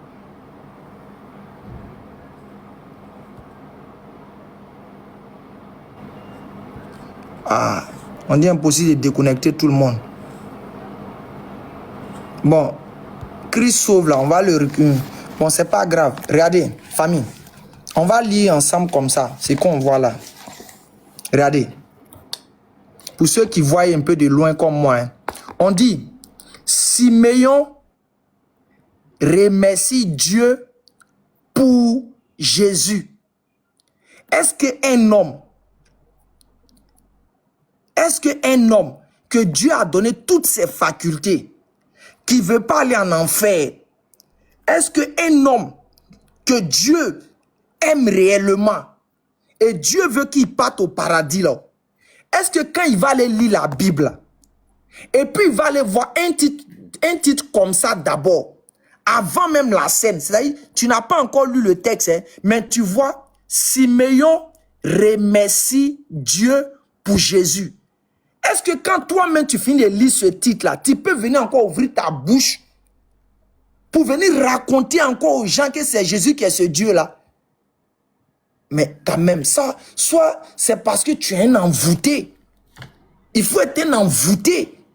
Sinon, si tu n'es pas envoûté là, quand toi-même tu vois un titre comme ça, Siméon remercie Dieu pour Jésus, tu ne peux plus faire un débat. On continue encore. Regardez, hein. À Jérusalem, il y a un homme appelé Siméon. Cet homme était juste et fidèle à Dieu. Et il entend celui, écoutez bien, il attend celui qui doit être la force du peuple d'Israël. Et regardez, moi, mais ce qui me plaît dans ça, c'est à partir de ce verset-là que j'ai compris que aucun chrétien sur la surface de la terre n'a le Saint-Esprit. Je jure par Dieu, ça a parlé de ce verset. Regardez bien, regardez comment la Bible va préciser les caractéristiques de cet homme. Regardez comment la Bible va préciser les caractéristiques de cet homme. Cet homme était juste et fidèle à Dieu. Il attend celui qui doit être... Écoutez bien, on dit, cet homme est juste. 1. Et fidèle à Dieu. 2. Il attend celui qui doit être la force du peuple d'Israël. Regardez maintenant cette partie-là. L'Esprit Saint est avec Siméon. Vous comprenez bien? On dit Siméon, là, en d'autres termes, il avait le Saint-Esprit. L'Esprit Saint était avec Siméon. Mais regardez, Siméon, que le Saint-Esprit était avec lui. Regardez ce qui va se passer. Et il lui avait dit à l'avance. Donc le Saint-Esprit a parlé à Siméon. Regardez bien. Le Saint-Esprit a parlé à Siméon. Regardez. On dit, et il lui a dit à l'avance. Tu ne mourras pas avant de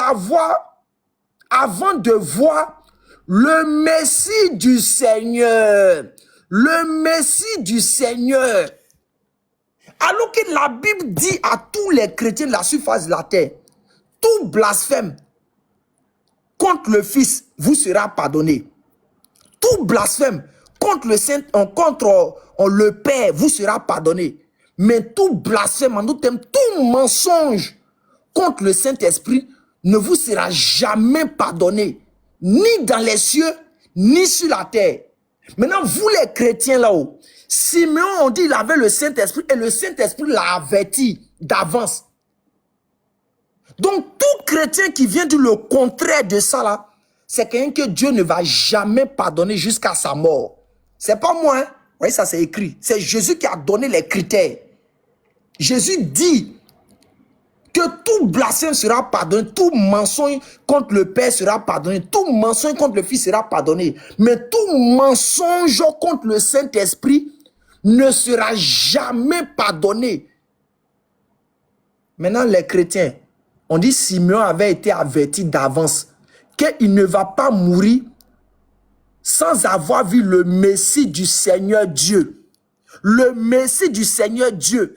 En d'autres termes, le Messie, ça signifie l'envoyé de Dieu, le choisi de Dieu, loin de Dieu.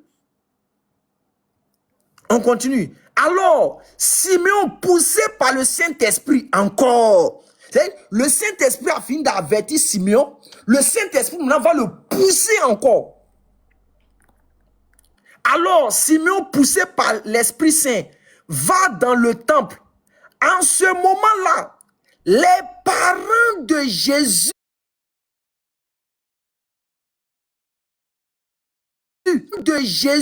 enfant, pour faire ce que la loi du Seigneur demande pour lui. Simeon prend l'enfant. Simeon prend l'enfant dans ses bras. Il remercie Dieu en disant, mais vous les chrétiens là, franchement, vous êtes mauvais. Débrouillez-vous à ne pas mourir. Hein? Débrouillez-vous sinon vous là. Ce que vous attendez, vous n'allez pas croire. Il y a quelqu'un qui est là. Bonsoir, Christ sauve. Débrouillez-vous à ne pas mourir. Hein? Vous-même, vous voyez quelqu'un qui a le Saint-Esprit. C'est écrit noir sur blanc. En plus que le Saint-Esprit l'a averti, on dit le Saint-Esprit l'a poussé. Il a pris l'enfant dans ses mains. C'est-à-dire, il a pris Jésus comme ça dans ses bras. Et puis, il a remercié Dieu. Pourquoi? Parce que Dieu l'avait averti qu'il n'allait pas mourir sans avoir vu son envoyé. C'est pas sans avoir vu chose. Dieu lui-même. Continuez. Continuez. Débrouillez-vous, ne mourrez pas. Faut laisser Saint-Esprit, c'est qui là? Tu sais c'est qui? Toi qui es chrétien, tu ne sais plus. C'est moi qui avais mis des mains maintenant. On attend. On vous attend. Mentez sur Jésus seulement. Nous, on est là. En tout cas, vraiment, merci pour les lions. Franchement, je suis riche ce soir là. Demain, j'ai mangé truc comme. J'ai mangé poisson braisé et miel. Comme Jésus a mangé. Pour célébrer les lions là. Donc, il y a eu 2 lions. Demain, je mange poisson braisé et miel. Il y a 1 litre de miel ici, venu tout droit de Korogo. C'est pas miel brûlé, miel frais. Bonsoir, Chozo. Christ sauve. Il y a un aussi, il vient dire non que Jésus-Christ est ressuscité des morts et Mohamed. Mais tu sais pas que toi, Jésus-Christ est ressuscité, lui il est au ciel. Mohamed, lui il est encore sous terre, que toi aussi tu vas aller là-bas. Entre les deux, qui aime qui? Quelqu'un qui fuit pour aller, ou bien quelqu'un qui est avec toi. Bonsoir, Christ sauve. Je vous attends un à un ici. Oui, shalom, bonsoir. J'espère que vous allez bien. Oui, ça va. Ah, c'est bien. Ah, nous sommes tous créés par le même Créateur, mais nous n'adorons pas le même Dieu. Voilà, nous ne prions pas toujours le même Dieu. Effectivement. Voilà. Donc, la seule façon de savoir si on prie le vrai Dieu, c'est lorsque on suit ses commandements, n'est-ce pas? Et lorsque tu suis ses commandements, tu commences à posséder le caractère soit du prophète, vous les musulmans, parce que le prophète est votre modèle, n'est-ce pas? Voilà. Et nous, pour les chrétiens, notre modèle, c'est Jésus-Christ. Donc voilà, c'est comme ça qu'on sait que on suit telle religion, on suit tel Dieu. Voilà. Donc Jésus-Christ nous a donné un modèle, c'est-à-dire de ne pas, on va dire, faire la guerre avec les non-croyants, avec les non-chrétiens, mais de les aimer. Même nos ennemis, on doit les aimer. Voilà en fait le caractère que Christ nous a transmis. Vous voyez? Donc on n'est pas là pour faire la guerre. On est là pour transmettre l'amour du Christ. Et c'est ce qui détermine que nous sommes disciples du Christ. Vous êtes disciples du prophète de l'islam. Par rapport à quel moyen? Par rapport à quel exemple? Par rapport à qu'est-ce qu'il a fait? Vous voyez? Donc c'est comme ça qu'on va découvrir qui sert le véritable Dieu. Vous voyez? Voilà. Donc, vous êtes intelligent, non? Donc, vous avez le fruit. Le fruit, c'est le résultat de ce que vous pratiquez dans votre religion. C'est ça le fruit. C'est le résultat. Vous voyez? Mais maintenant, lorsqu'on entre dans la divinité de Jésus, Jésus possédait le fruit de Dieu. Le fruit de Dieu, c'est quoi? C'est que il faisait tout ce que Dieu lui disait. Christ sauve. Tu n'es pas à l'église ici, hein? Non! Il a dit, tu n'es pas à l'église ici. Ton sujet. Attends. Tu avais déplacer le débat. Hein. Je ne suis pas venu. Je suis pas. Attends, écoute-moi. Je ne suis pas venu déplacer le débat pour orienter ça où tu veux aller là. Parce que si je vais faire ça comme toi là, les gens qui ont vécu à l'époque de Moïse, s'ils existent aujourd'hui, ils allaient toi te frapper. Les gens qui existaient à l'époque de Samuel, s'ils existaient, toi, Christ Sauveur, ils allaient te d'abat. Parce que c'est pas ce que tu es en train de dire. C'est vrai foutage de gueule. Quand dans 1 Samuel 15, verset 1 à 3, ton Dieu Jésus disait que même on a fini les nourrissons, on a fini les bébés, on a déjà les bébés, on a déjà les nourrissons, on a déjà les moutons, on a déjà les cabris, on a déjà les oiseaux, on a déjà les serpents, tout là-haut. Même arbre. Quand ton Dieu Jésus disait ça à l'époque des choses de Samuel là, eux là, ils ne savaient pas que Dieu a dit d'aimer ses ennemis. Ton Dieu là, il ne savait pas qu'on doit aimer ses ennemis. Et puis il disait ça. Quand ton Dieu a dit à Moïse, à Moïse dans la chose, au nombre 31, après du verset 17, Moïse va attaquer. Et quand tu as fini là, faut prendre les femmes qui n'ont pas, faut prendre les femmes vierges. Tu prends un groupe pour toi, tu prends ta part avec les autres. Pour moi, Dieu aussi, tu me donnes ma part. Quand ton Dieu disait ça à l'époque, ceux qui étaient là-bas, ils n'étaient pas des humains. Hein. C'était pas des humains, c'était des cabris qui se promenaient là-bas. C'est vous là, si les gens de l'époque là étaient là, ils allaient mal vous d'abat quoi. Parce que pour vous donner l'impression que votre Dieu là, il était amnésique. Il a oublié tous les crimes qu'il a commis. Tu as déjà vu quand on fait un crime là, c'est le nombre d'années qui passe qui fait que le crime n'est plus valide. Toi, tu as vu ça dans quel monde? Les crimes, c'est les djalis de l'Ancien Testament là, vous oubliez ça. Que non, il dit que d'aimer son ennemi, d'aimer son temps. Si on veut mettre dans cette réalité-là, s'il y a quelqu'un qui doit aimer son ennemi au-dessus, là, c'est Israël. C'est Israël qui doit aimer les Palestiniens. Mais tu les as vus les aimer? Tu les as vus les aimer? Si quelqu'un doit aimer son ennemi aujourd'hui, là, c'est les États-Unis qui jugent sur la Bible. Là, ils doivent aimer. Mais tu as vu aimer quelqu'un? Si ce n'est d'abord les Américains, maintenant si tu n'es pas d'accord, tu connais ton sort, tu connais ce qu'ils vont te montrer. Pourquoi venir faire les hypocrites comme ça même? Hein? J'aime pas ça. Hein? Nous les musulmans, nous on n'est pas hypocrites. Tu es notre ennemi, tu es notre ennemi. Toi, Christ nous sauve là. Si tu viens faire du mal à ma famille, je te vois là. Je vais t'allumer. Un plaisir. Faut même pas douter de ça même. Faut même pas penser, il y a dire que Dieu a dit. Je vais t'allumer propre. Tu as déjà vu un pays où on vient attaquer les gens et puis on vient dire non, Dieu dit d'aimer vos ennemis. Si Dieu a dit d'aimer vos ennemis, comme vous voulez le faire croire là-haut, aujourd'hui là, l'Ukraine doit aimer la Russie. Ils doivent laisser la Russie les allumer matin, midi, soir. Si réellement que ce verset-là, si réellement que ce verset-là, vous le faites comprendre dans votre sens de distraire les gens là, ils doivent laisser. Les États-Unis ne doivent plus donner âme. La France ne doit plus donner âme. On doit laisser les Russes les appuyer. Et puis le président ukrainien sort, il dit Dieu a dit de vous aimer. Mais tu as vu ça? Ce n'est pas tous ces pays à consonance un peu à base chrétienne qui donnent âme matin, midi, soir pour se défendre. C'est quelle hypocrisie ça? Si Israël devait aimer quelqu'un, il doit aimer les Iraniens. Mais tu as vu, non? Tu as vu ce qui s'est passé? Arrêtez cette hypocrisie-là. Parlons de ce qui est concret et logique. Ton Dieu, là, les gens qu'il a tués dans le passé, là, selon vous, là, c'est pas parce qu'il y a longtemps que ce n'est pas des hommes. Hein. Leur crime est encore là. Réglons ça. Ne venez pas distraire les gens ici. Pour dire, nous les musulmans, là, tu ne nous provoques pas, on ne te provoque pas. Tu nous provoques, on a droit de se défendre. C'est comme ça on est. Maintenant, le droit de se défendre, là, Dieu nous dit on doit le faire dans la limite du mal qui nous a été fait. Voici comment vous devez comprendre. Quand Dieu a parlé dans le Saint-Coran, il dit vous avez le droit de vous défendre si vous êtes attaqué, mais faites-le dans la limite de ce que Dieu vous a prescrit. Ne transgressez pas. Dès que vous transgressez, vous devenez des pécheurs. Voici comment c'est expliqué. Qu'on non faut aimer ton ennemi. Toi, tu es mon ennemi, je t'aime par rapport à quoi? Erreur malais. Laissez-moi même. Ah, allez, tu fais rire. Maintenant, revenons sur divinité là. Faut pas fatiguer les gens. Revenons sur divinité là. Allez, c'est ton live, tu vois. Je vais pas faire des problèmes. Tu vois, mais comme c'est ma foi que tu attaques, je vais quand même exprimer. Je n'ai pas attaqué ta foi. Ne comprends pas, je n'ai pas attaqué ta foi. J'ai montré que vous là, vous n'êtes pas avec Jésus. Et que vous là, selon le Saint-Esprit là, vous ne serez jamais pardonné jusqu'à votre mort. C'est Voilà, écrit.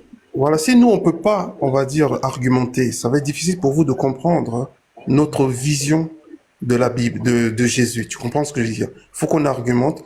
Donc, Ok. on n'a pas tous la même façon de parler, de raisonner. Mais moi, j'ai Non, une non. façon. Reste dans le thème, champion. Faut pas aller trop loin. Tu as 3 minutes pour parler. Non, parce que tu as dit des choses que j'ai pas Parfois, appréciées. vas-y, tu as 3 minutes. Divinité de Jésus, voyez ça. Vas-y, 3 minutes. Oh là là, c'est difficile, hein. Divinité de Jésus. Ok. Donc, Jésus, pour nous, il est Dieu. Alors, c'est écrit dans Philippiens chapitre 2, verset 5 à 7. C'est écrit dans Apocalypse chapitre 1, verset 17. C'est écrit dans Ésaïe 44, verset 6. C'est écrit dans Ésaïe chapitre 9, verset 6. C'est écrit dans Apocalypse 22, verset 13 à 16. Tu vois? Bon, c'est écrit dans plusieurs versets. Tu vois? Il faut juste l'accepter, tout simplement. Tu vois? Jésus est homme, Jésus est fils de Dieu et Jésus est Dieu. Ces trois éléments qui coordonnent, on va dire, la personnalité de Dieu lui-même. C'est les trois identités.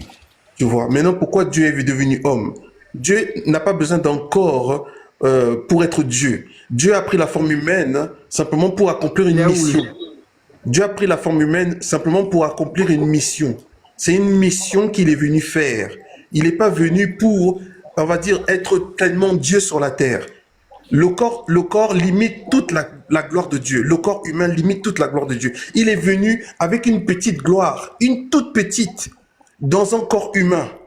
Une toute petite gloire lui-même. Et c'est ce petit corps qui s'est donné en sacrifice. Tu vois, sinon Dieu n'a pas besoin de corps. Parce qu'il est trop grand pour entrer dans un corps. Il est trop grand. Il a simplement donné une minuscule partie de lui-même à un corps.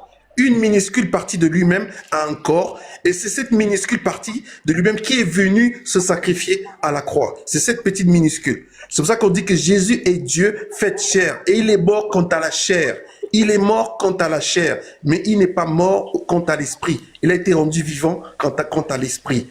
Vous voyez? Donc c'est pourquoi on aimerait vous faire comprendre que Jésus est Dieu, mais il s'est fait petit dans un corps. Il s'est juste fait petit. Et c'est ce petit-là qu'on dit que c'est le Fils unique venu du Père. Allez, mais non, moi je suis pas là pour faire palabre. Si tu veux tout ça, qu'on échange encore plus, voilà, il n'y a pas de problème. Moi je te fais comprendre. Attends, tu es en train de dire que Jésus, là. C'est Jésus qui s'est fait chair. Sinon, c'est pas Dieu qui s'est fait chair. Ça, faut dire c'est Jésus qui s'est fait chair. Là, on te concède. Jésus, là, il s'est fait chair. Mais pas Dieu. C'est pas Dieu qui s'est fait chair. Ne mélangez pas les choses. Jésus s'est fait chair. C'est Jésus qui a été humilié. Oui, mais c'est pas Dieu. C'est Jésus. Votre Jésus, c'est lui qui s'est humilié, qui est devenu chair, c'est lui qui était dans Philippiens, autre, mais pas Dieu. Tu sais pourquoi? Tu sais pourquoi? Je vais répondre, mais vas-y, je t'écoute. Non. Tu sais pourquoi? Vas-y, vas-y, hein. Je dis, tu sais pourquoi que c'est Jésus qui est dans tout ce que tu dis là, mais pas Dieu. Hein? La Bible dit le contraire, mais je t'écoute, vas-y. Je dis, ça me fait mal qu'on ne peut même pas voir bien ça là. Sinon là, tu allais souffrir ce soir là. Ça là, ça me fait très mal. C'est pas pourquoi le téléphone ne peut même pas zoomer. Oh là là, c'est flou là là. Oh là là, tu allais prendre drap, tu allais pleurer ce soir là. Bon, c'est pas grave, il va prendre ça ici il va prendre ça dans cette Bible. Ton téléphone dit que tu mens. Non, je rigole. Non, je rigole, allez, c'est une plaisanterie. Attends, il a cherché ça ici. Salam alaikum Atassa. Comme Salam Moussa Zalé, fort. Il dit c'est une petite partie de Dieu qui est devenue chez une petite partie. Il dit une petite partie. Tu as trop regardé la géographie. Bien sûr, Atas, Dieu est trop grand pour que le corps humain puisse supporter toute sa gloire. Mais comment tu peux dire que c'est une petite partie? Comment tu peux dire que c'est une petite partie de Dieu? Parce que c'est le Saint-Esprit. le Saint-Esprit. Le Saint-Esprit, là, c'est ça qui a une petite partie, là. Moi, j'écoute des musulmans qui veulent limiter Dieu. Ça fait pitié, quoi. Ça Le fait Saint-Esprit, là, c'est ça qui est la petite partie, là. Non, pas de cacophonie, pas de cacophonie, on va régler ça doucement. Dieu ne peut pas Déjà, devenir déjà, non. laisse. Non, Mais laisse toi, déjà. toi, un être humain, tu as la capacité de faire plusieurs choses. Mais c'est Dieu qui ne peut pas, qui peut pas se transformer, qui ne peut pas faire quelque chose. C'est-à-dire bloquer Dieu comme un béton. Ah, vraiment, islam. C'est bien. Faut pas t'inquiéter. Jati Bertrand, tu seras glacé tout à l'heure, faut pas avoir peur. Dagbashi Salah, on connaît ça, faut pas t'inquiéter. Faut même pas t'inquiéter, tu seras glacé tout à l'heure. T'inquiète. Tu sais, Alain, nous, on n'est pas idolâtres. Si on n'avait pas vu que Jésus est On est Dieu, là pour ça.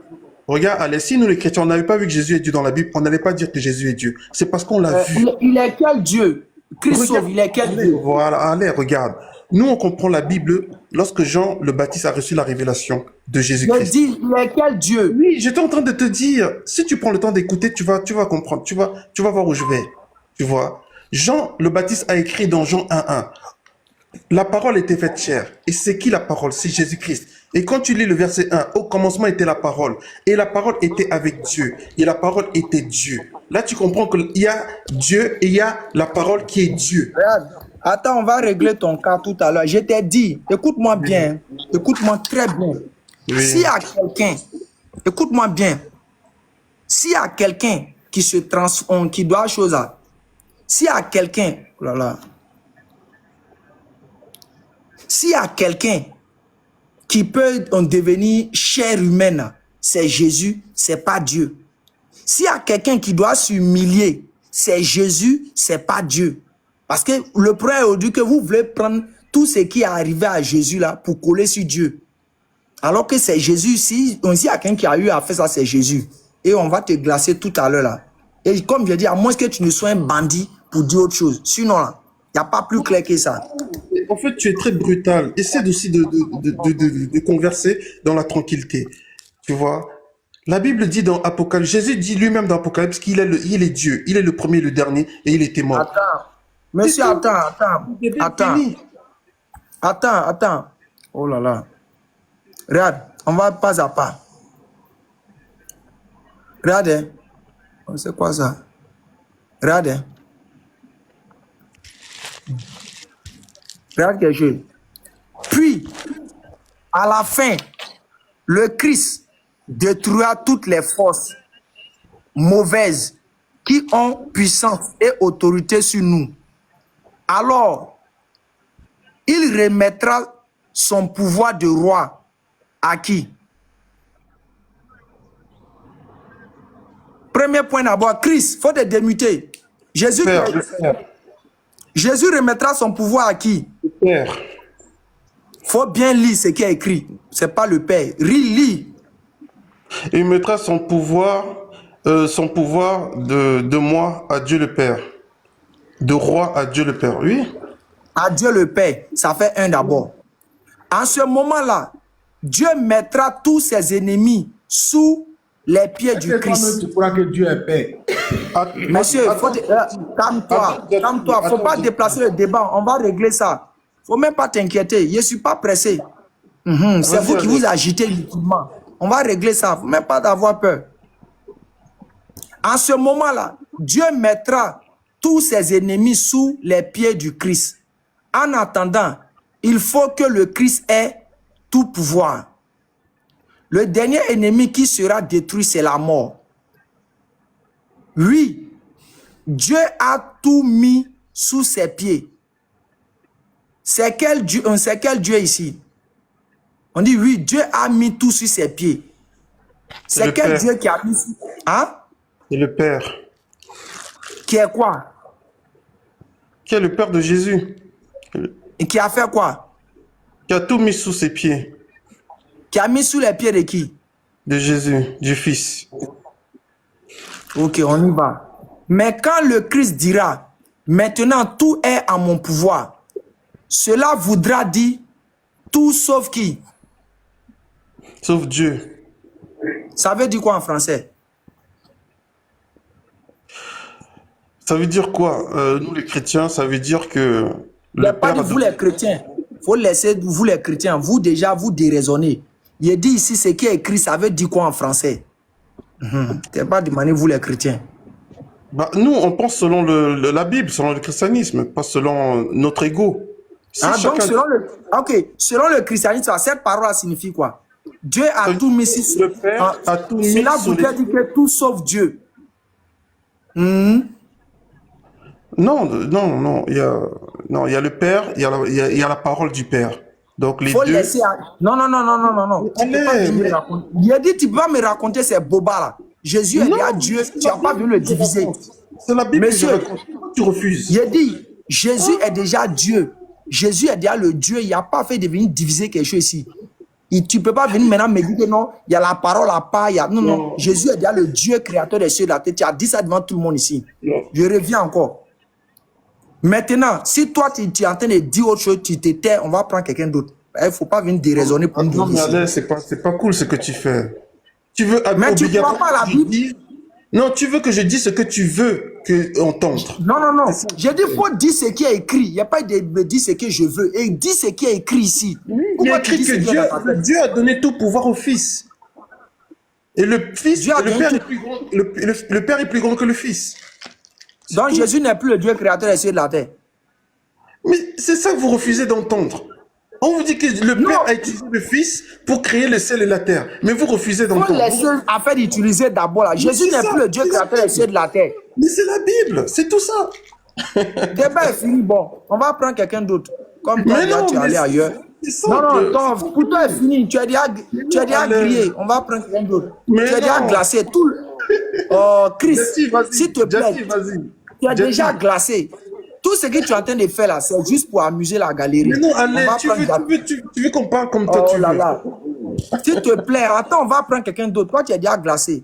Ouais, allez. Jati. Ouais. Ok. On dit oui, Dieu a tout mis sous ses pieds. Mais quand le Christ dira, maintenant, tout est à mon pouvoir, cela voudrait dire tout sauf Dieu. En effet, c'est Dieu qui donne au Christ le pouvoir sur toute chose. Ça veut dire quoi? C'est Dieu qui donne le pouvoir à tout. C'est Dieu qui donne le pouvoir à Christ, non? C'est ce que tu as dit? Ça veut dire quoi en français? Ouais, Dieu a remis quelque chose à quelqu'un, voilà, de façon littéraire, de façon claire ici. Le Dieu là, il a remis pouvoir à qui? Voilà, il a remis pouvoir au Christ, qui est le corps Jésus-Christ. Mais Jésus n'est plus le créateur des cieux et de la terre. Jésus-Christ est le créateur du ciel et de la terre. On ne peut pas parler de Dieu sans parler de Jésus-Christ. Oui, j'ai compris. Maintenant, qui a... attends, doucement. Il n'y a pas dit que... Il n'y a pas dit que tu ne crois pas. Oh, c'est ton problème. Ce n'est pas mon problème. Je m'en fous. Est-ce que moi, je vais t'arracher quelque chose? On veut simplement montrer que vous êtes des menteurs, que vous ne dites pas la vérité sur la Bible. C'est tout. Sinon, le reste, je m'en fous. Vois ça comme tu veux. Si tu veux, il faut continuer à croire en ça. Ça n'engage que toi. Ce n'est pas mon problème. Nous, on dit ce qui est écrit dans la Bible. Tu as dit que Jésus est le créateur des cieux et de la terre. Je dis ici, c'est Dieu qui donne au Christ le pouvoir sur toute chose. Qui a donné pouvoir à qui? C'est ça que je suis en train de t'expliquer là. Dieu a donné le pouvoir à Christ. Ok, débat est fini. On passe à quelqu'un d'autre. Tu es déjà glacé. Mais, le prince. Je suis pas glacé. Non. Tu es d'accord avec moi que le chrétien confesse toujours ça. Confesse toujours que Jésus-Christ là, c'est une enveloppe de Dieu. Voilà. Donc, toi, tu es d'accord. Tu es déjà glacé. Le reste que tu veux expliquer là, il faut dire ça à l'église. Je ne suis pas glacé. Non, il faut te taire. On va prendre quelqu'un d'autre. Le reste, ça, c'est à l'église. Il faut aller dire ça. C'est à l'église là-bas, on croit à ces choses-là. Sinon, le reste que tu as dit, c'est à l'église là-bas. Enveloppe. Il a créé le monde et puis il est venu dans sa création. Ce qu'Allah ne peut pas faire. Lui, il est venu dans sa création. Je dis, le reste, ça, c'est à l'église là-bas. Un fourreau de Jésus là. Ça, c'est à l'église, on raconte ça. Le prince, bonsoir. L'échange, c'est pas une question d'église. Le prince, bonsoir. Le prince. Est-ce qu'il sait qu'il est muté? Il a envoyé les choses. Le prince, faut te démuter. Le reste que tu racontes à ça, c'est à l'église là-bas. Non. Non, tout ce que tu as dit là, est-ce que nous on est dans ce enveloppe? Enveloppe, parce à l'église là-bas, il faut dire ça. Là-bas, tu peux raconter ça. Mais ici, dans la Bible, là, tu ne peux pas dire ça. Le prince, il est où même? Bon, on va chercher un autre chrétien. Hein? On a déjà glacé 2. L'autre dit c'est une petite partie de Dieu, l'autre dit c'est enveloppe. Je te dis, c'est ceux-là comme ça. Les gens qui... Enveloppe là, c'est pour les kaki ou bien? Bon, moi, je vais descendre. Mais l'échange n'est pas, n'est pas respectable. Non, non, non. Échange où on raconte. Non, il n'y a que toi qui as la parole. Il n'y a que toi qui Mais veut... tu racontes des choses qui ne sont pas bibliques. On ne va pas te laisser justement, continuer. non, c'est biblique, pas mais c'est toi biblique. qui veux pas. Tu veux pas. C'est pas question de je veux pas. Ce que tu racontes On n'est est, pas comme, on est biblique. comme muselés, en fait. On est comme muselés. Vous voulez qu'on dise ce que vous voulez entendre. On est comme muselés. Moi, je n'ai pas Oui. dit que tu as dit ce que je veux. Hein. Mais tu racontes des choses qui ne sont pas écrites. Bah si, c'est écrit. Moi, bah si. Attends. Jésus est la parole. Et la parole est Dieu. C'est tout. Tu peux donner un verset où Jésus dit que lui, il est la parole de Dieu. C'est écrit Apocalypse chapitre 19 verset 13. Ah, monsieur, attends. Tu peux donner un verset où Jésus... Même le Coran dit Jésus-Christ est la parole. Arrêtez-moi ça. Ne vous agitez pas. Jésus-Christ est la parole. Faut laisser le Coran. Coran, c'est pas vrai pour vous. Le Coran même confirme que Jésus-Christ est Dieu. Le Coran n'est pas vrai. Faut te calmer. Djati, Coran n'est pas vrai. Faut te calmer. Christ sauve. Oui, c'est me semble, Christo. c'est clair. Oui, allez, oui. Donne un verset où Jésus dit qu'il est la parole de Dieu. C'est Jean. Apocalypse chapitre 19 verset 13. Français, que j'ai posé quelques Tu questions. peux aller là-bas, s'il te plaît? Je dis, j'ai aller posé là-bas. quelques questions. Je Oui, dis, j'ai posé tu quelques entends de la questions. bouche de Jésus. Attends, tu vas entendre la bouche de Jésus. Je n'ai pas qui dit je veux qu'il a la entendre. parole. Non, non, j'ai pas dit je veux entendre. Ma Non, question tu est veux la voir, suivante. tu veux voir. Je dis, dans le verset où Jésus a dit qu'il est la parole de Dieu. Allez, essaie d'être un peu gentil. Écoute-nous aussi. Écoute-nous. On te donne Apocalypse chapitre 19 verset 13. On dit quoi là-bas?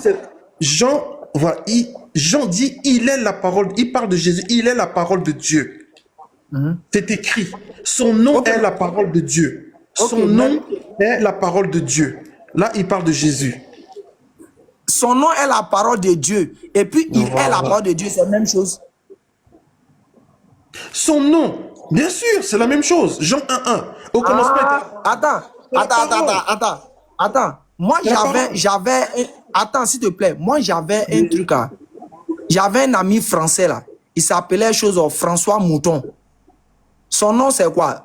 François là, son nom, c'est quoi? Hein? son nom de Chris, famille. moi, j'avais un ami français là. Il s'appelait François Mouton.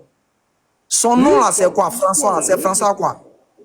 Hein? Oui, c'est un animal. Ça ne veut pas dire que c'est un animal.